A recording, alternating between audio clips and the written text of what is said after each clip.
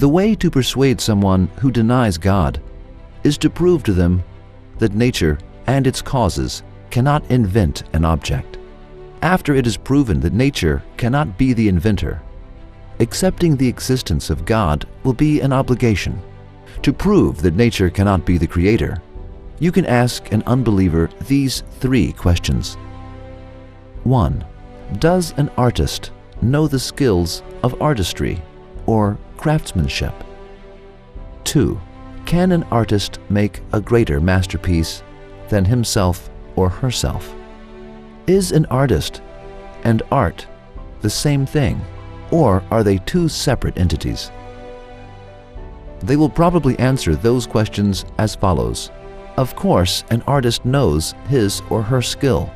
A carpenter who designs a table will know a table, and a painter will know a picture and will paint accordingly. An artist can never make a greater masterpiece than himself or herself. No matter how perfectly he or she designs a computer, it is extremely primitive in comparison to his or her brain. Or, no matter how perfectly he or she constructs a house, it is artistically lacking when compared to the artist's own body. As for the issue whether the artist and the work of art are the same or not, they are, of course, different. The carpenter is different from the table, and the painter is different from the painting. We can list the following rules based on those answers. 1. The artist knows his or her craft. 2. An artist cannot produce a greater work than themselves. 3. The artist and art are 2 separate things. Oh, the person who denies God, listen. By denying God Almighty, you are making nature and its causes the artist of materials.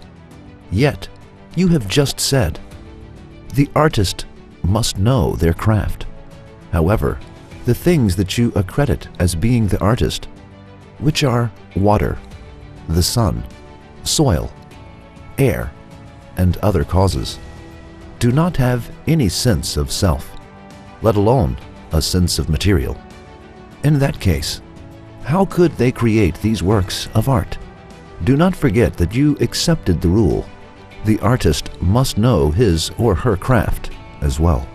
You also said, an artist cannot create a greater masterpiece than himself or herself.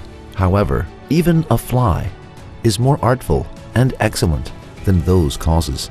Just raise your head and look at the universe. How can you claim these miracles of art have formed by simple, artless, and unconscious causes? Besides, the artist and art are 2 separate entities.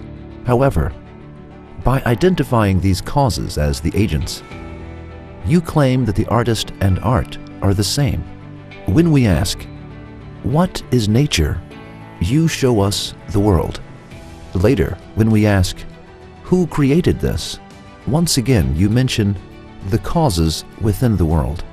In this way, you are designating the universe as being both the art and artist.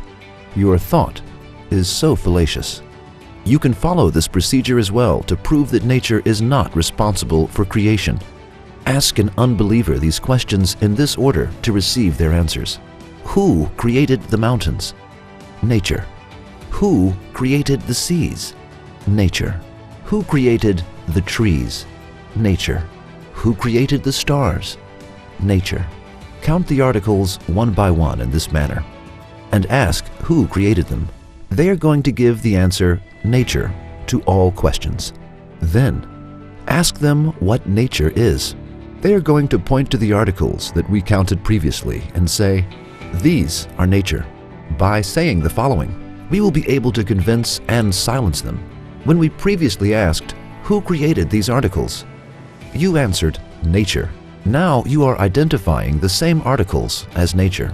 In this case, these articles are considered as nature, and they are considered to be created by nature.